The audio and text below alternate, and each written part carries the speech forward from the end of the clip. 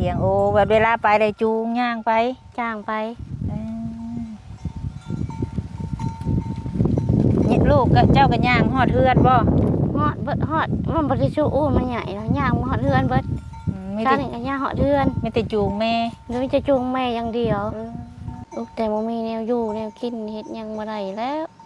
ลูกไปตัวนี้แหละไปเบิดนะตะกี้ยังว่าพ่อได้ผัวแม่ตะกี้เขาได้พ่อได้ผัวในวัดสำคัญในนี้ชะม้อยอยู่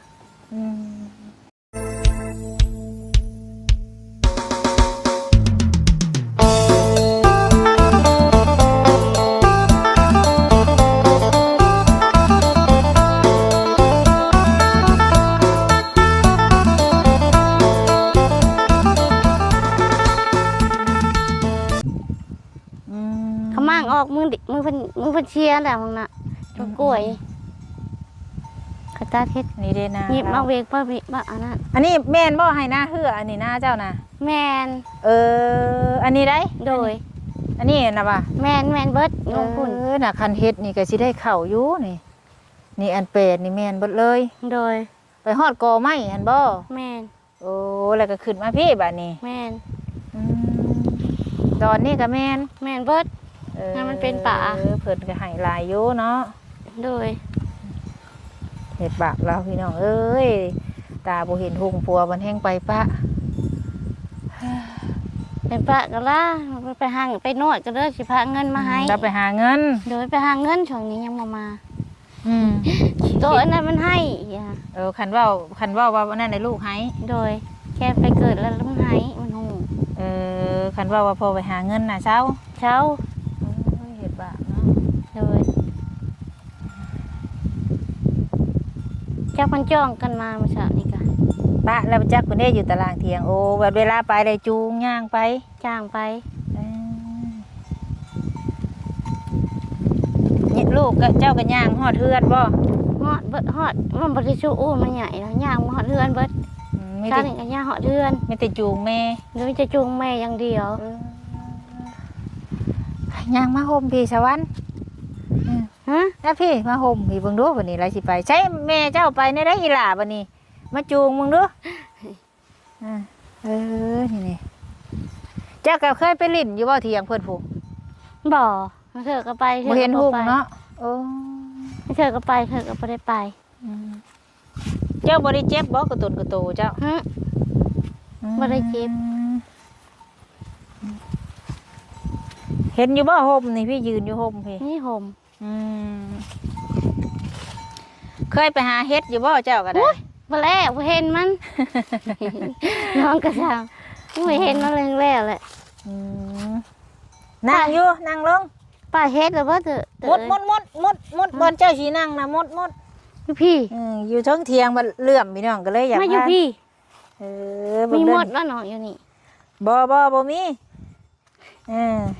ให้ลูกหลานนั่นหามเตียงมาห่มพี่บัดกังเว้นจะหาไผลูกหลานนี่ลูกหลาน2 คนอยู่หั่นบัดเวลาเจ้าแม่เขา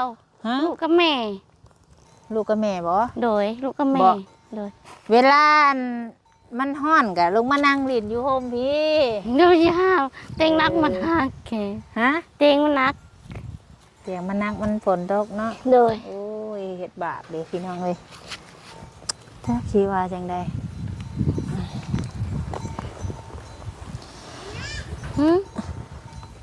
มาห้องยังนางได้บ่เฮ็ดผู้หางัวเลี้ยงงัวนั่นอุกใจเนาะอุกใจเด้เนาะเจ้าคิดแนวใดกับชีวิตตัวเองในตอนนี้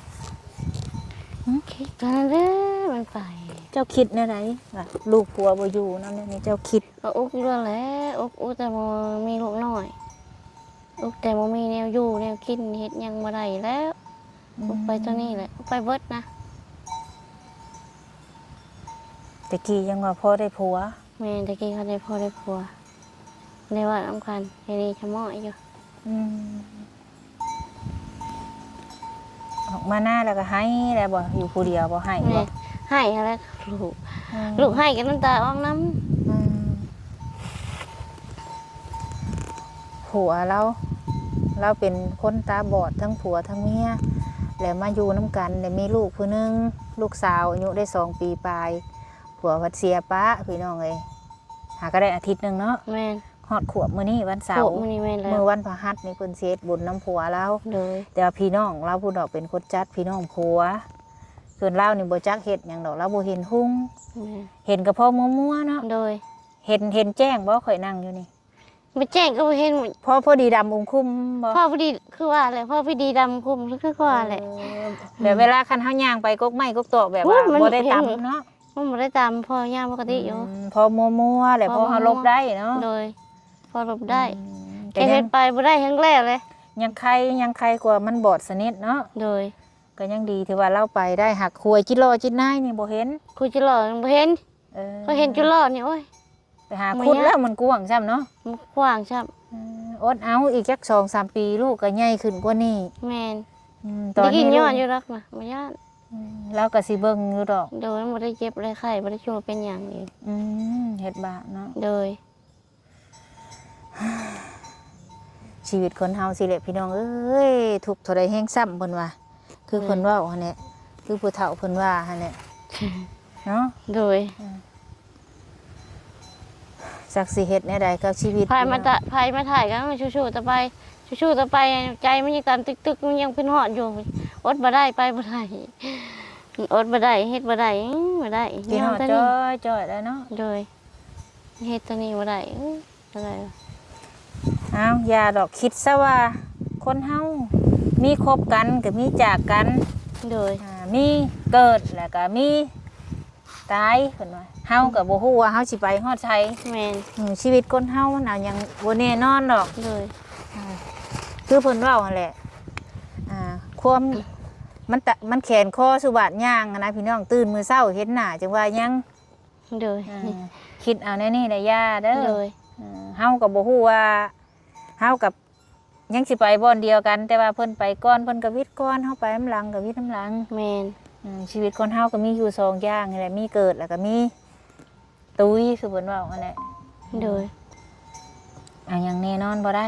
แม่น เฮาผู้อยู่ก็สู้ต่อไปสู้เพื่อลูกเพื่อเต้าเฮาให้ได้ลูกก็ยังน้อยๆหั่น โดย หังฮู้จักความอยู่บ่ ฮู้จักอยู่ เวลาเฮาบอกเฮาหยังนี่ก็นั่นอยู่ ได้ เออ แค่สมมุติเงินตกมันเหี่ยมันเก็บมาให้ได้ เขาเห็นเงินน่ะ โดย อืม แค่มันแม่น้ำน่ะมันออกให้ได้ฮู้อยู่ อืม จะว่าบ่ฮู้หรอกมันฮู้อยู่นามันต้องเห็นให้เห็นเนี่ยยำนานได้แม่มันเอานี้หันทิ่มน่ะ โอ้คันเห็ดน้ำนี่เก็บน้ำออก โดย ยันแม่เหยียบ แม่น โอ้เพิ่นก็ฮู้ว่าแม่เพิ่นบ่เห็นหุ่งเนาะ ฮู้อยู่ โอ้ ฮู้แต่เพิ่นว่าเพิ่นบ่มีเกิบใช่ดอก เออ นี่ไปใช้เกิบเข้าเนี่ยเกิบหมู่ อ้าวบ่มีเกิบบ่ ห่วงกันน่ะ บ่มีเกิบ โดย โอ้เดี๋ยวข่อยมามื้อนึงน่ะกูสิซื้อเกิบโบกหน่อยมาให้เราเนาะ โดย ถือย่างยามฝนมันจังบ่เปื้อน แม่น เดี๋ยวกันข่อยได้มามื้อหน้าซื้อเกิบโบกหน่อยมาให้เรา โดย พอได้ให้เราถือนะ แม่น อืมอีต้น ที่เราเอารถใหญ่มาหรือเอารถจักรมา เอารถใหญ่มากป้าไปนอกผู้เอามาบ่ได้ ใช่ว่าน้องขี่รถจักรมาขยิงไปหิ้งเขาเว้าดอกว่าชาวบ้านเห็นบ่มีคนมาหาเจ้าอะมื้อหน้าเขาสิเข้าไปหาเจ้าสิเมื่อหาเจ้าเขาออกเขาเข้าบ่ได้ว่ะเห็นอยู่เห็นข่าวอยู่เห็นข่าวคนบอกอยู่ อืมจักสิจักขี่จังใดเนาะ เลย ช่วงนี้ก็มีทางผู้ใหญ่เพิ่นช่วยมาอยู่บ่ ช่วยมาอยู่เมื่อกี้นี่ก็ช่วยมาอยู่ เออ ช่วยมีมาม่ากับปองปลา อื นมอีนาง อืม ช่วยกันมาอยู่ ซื้อนม FT ซื้อมีให้เนาะ แมน อ๋ออีต้น แต่พ่อจะได้เกิดแม่บ่มีเงินที่โตน่ะนะ บ่ได้มีจักกีบเลยบ่เงิน บ่มี เดือนนี้อย่าตัวได้ บ่มีเงินแต่เพิ่นยี่ดีก็มาหน่อยที่แนวมามันหน่อยเอาให้ แล้วให้เท่าไหร่ เพิ่นว่าผู้ใหญ่เพิ่นพระชื่อคองต้องเลยเท่าไหร่วะเพิ่นนับ เบิ่งเด้อเบิ่งเวลาชื่อเครื่องน่ะเบิ่งได้จักอยู่บ่ใบเงินเวลาเบิ่ จั ง กก็นี่ก็เพิ่นตาดีแล้วว่ะ คนตาดีเบิ่งให้ เฮาชื่อเลยเงินเจ้าบ่เช้าเด้อเพิ่นว่าสิ ผู้ละคนเขาโกงเงินเจ้าบ่ได้แม่นบ่เช้าเด้อไป มีอยู่บ่คนโกงเจ้าก็ได้ มี อ้าว เอ้ยเคยชื่อมาแล้ว บ่ว่าดอก เฮาชื่อแล้วบ่ได้แม่นเงินเจ้าบ่เช้าเด้อบ่ชิปก็ว่าตู้เอาซะ อืม ผู้น้องคนนะ ตายเฮ็ดบ่แต่เจ้าจักอยู่ใบเงินนี่พ่อฮู้อยู่บ่ พ่อฮู้อยู่ไม่ชิบไปเช้าค่ะ พ่อฮู้ พ่อฮู้ ใบแซนก็ฮู้บ่ ฮู้เคยเพิ่นบอกคือเมื่อกี้นี่อันนี้เงินจะใบร้อยเด้อใบร้อยใบหนึงใบ20,000ใบ50มันเหลือบ่เหลือซื้อของ เหลือชื่อของเพิ่นบอกให้เฮา ใบ100 บาท โดย เบิ่งได้ไปชื่อใบ100 บาทเพราะว่า ได้เข้าไปผู้นี้ได้เลยดึง โอ้ยมันเปื้อนบ่โทรมึงอาชิงรถคนก็คนหลายเดือนนี้เต็มเบิดเต็มช่องอันเต็ม เดี๋ยวข่อยมามื้อหน้าข่อยสิซื้อเกือบโบกมาให้อีนางน้อยนี่พอได้ถือจูงเจ้านะ โดย พอได้ย่างมันเปื้อนอยู่บ่ทางมาน่ะ คือกันเปื้อนกี่ตุ้ม โอ้ตอนจูงแม่ก็บ่ได้ใส่เกือบบ่นี่ มีอันอยากเก็บเขาเจ้านะ บ่อีหล่ะเจ้าบ่มีเกือบบ่มาพี่มาไว้แล้วบ่กล้า บุกะแล้วก็บุกะมากก็มันก็เคยมา โอ้ไปลิ้นเด้อลูกเด้อ ลิ้น ไป ไป ลิ้ ลิ้ น น ลูกเด้อ ใช่ใช่นาลีไปลิ้นนาลีไปไปใช่ไปไป เราบ่ได้นุ่งชงนะก็เลยบ่อยากให้เราเข้ามา ช่องมันจะอยู่หัวบ่ มานี่ เด้ชงไปเอาชงจะไปนั่งไปนั่งช ช่อง ง นี่ เด้ ช่ อ องยาลุ หมดปั๊บลูกปั๊บแม่เจ้าบ่เห็นหุงปั๊บลูกปั๊บ ไปไป ปั๊บนี่ไปปั๊บไปนั่งไปไปหมดปั๊บกันลูกแม่เจ้าบ่เห็นหุงเด้หมดครบแล้วมีหยังอันนี้ มันยาก เอาอยากใช้เกิบบ่มีเกิบบ่นาง มันมี นะ เกือบใช่ไหมลูก มือเป็นหยังไงนี่หึมดเค็ดเหรอลูกเอาคันจ้องจูงไปสิได้บ่ โดย จักอยู่ว่าแม่บ่เห็นหุงเนาะ หนามันหัวออกอันนี้แหละทุกทีทาง เจ้าก็เคยหายแล้วอยู่ป่ะ บ่ แพงนะ แพงเอาเสร็จละผู้เดียวหนึ่ง แพงเอาพอได้เบิ่งแยงเฮา โดยอยู่นี่เย็นหาห้ามเต็งบ่ได้ เจ้าอยากเอามาอยู่บ่ มันหนาไปแล้วมันเปียก มื้อหน้าให้มันแห้งก่อนเตียงยังเปียกอยู่ โดย เดี๋ยวมามื้อหน้าแม่บุญสิซื้อเกือบโบกน้อยมาให้เด้อนางเด้อเอาบ่เกือบโบกน้อย โดยไหม มามื้อหน้าก่อนมื้อนี้สิบ่ได้ซื้อมื้อนี้มีแต่แนวกินมาให้พวกกระต้มขนมไว้ให้เรากินบัดมื้อได้เสร็จได้บาดนี้ ชาโมงกับมื้อ สิหิวมื้อลุงพวงป่วยบาดนี้หาบเอา โดย มีบ่แนวหาบเอาไม้เด้อ ทางงมมาไหมลูกลูกชาวหางมันหูยแล้วไหม เอาไม้ให้แม่หาบเด้อนางเด้อสู่ซนไปเนาะเด้นาเราก็มีจบดีน่ะให้นาอันนี้แม่นเบิดบ่ แม่น คันว่าเฮ็ดนากะคันว่าซาวเบิดก็สิได้หลายเติบอยู่ขึ้นฮอดทางพุ่นบ่หรือว่าไสหรือว่าคุ้งแต่เถียงนี่บ่ นี่น้องก็เห็นแล้วไหมชาวดินนั่นที่ก่อนไม้พัดนะ หึ ชาวดินเขาเห็นนั่นดินอยู่ดิ บ่ รัก อัน ดิน อันขึ้นเมื่อทางนี้นั่นไกลเติบบ่ขึ้นเมื่อทางพี่ ลัดป่านี่มันบ่ใกล้ดอกลัดป่าแค่เนี้ย ข่อยเว้าดินนาเจ้านี่ บอก เพื่อน พี่ เจ้า จะไปทางพี่ เออ พอเขาบอกเอาไปทางพี่ เออ กับรักบอลน้องกัดน้องกายมาเมื่อกี้นี่ดิน้องคงมิกกับเจ้าอะ เลยน้องอะแหละเบิ่งให้เนาะ เลย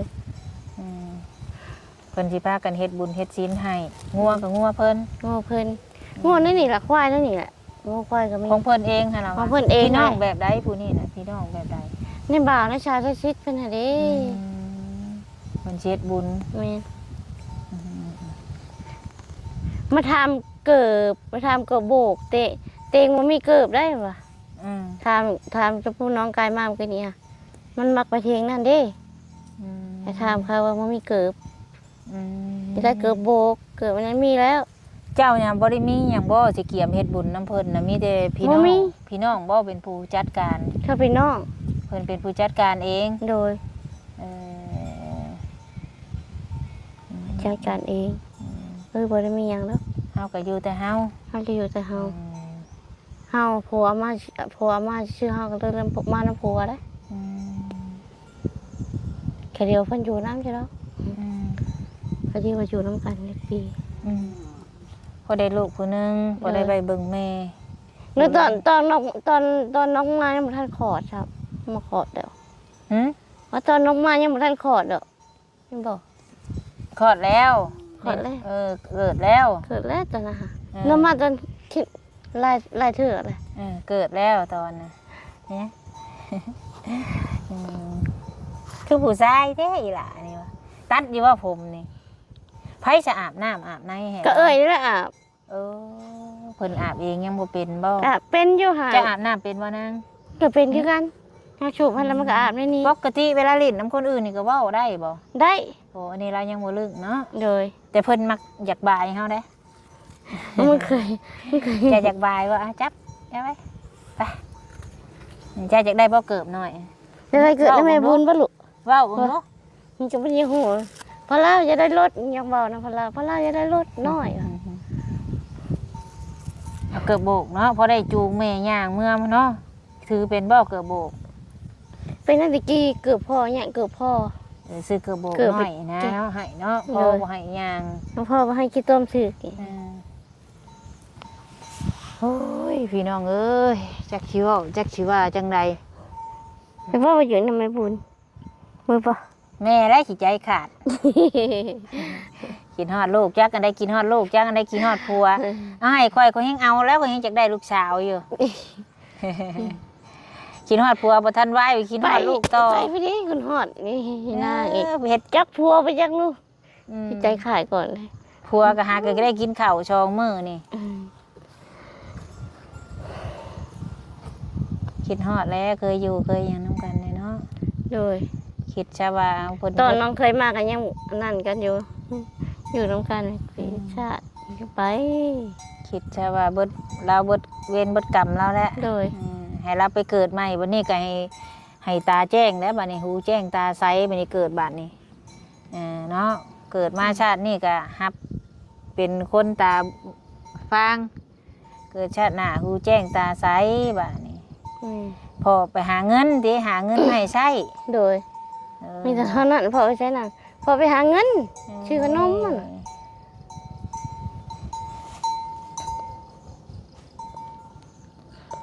หาเงินให้ใช้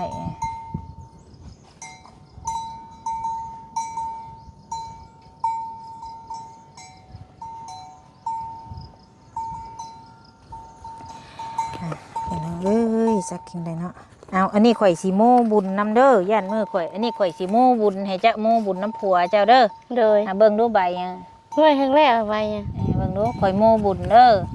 ไปยังไปแชนก่อน เราเห็นหุ่งนี่ได้เอาไว้อีล่ะ มึงจะบอกคือไปกว่าไปแชนสิ คือฮู้ มาให้จะเบิ่งคือ มาดู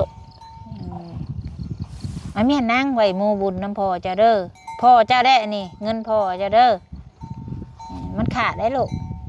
กูไปเอาขนมไปเอาขึ้นไปเอาขนมไปลูกไปนี่เอ็นดาลีเอิญยันอะไรไปเอ็นดาลีเอิญจะ เอาไว้ลูกเอาไว้เด้อ เพื่อนอัน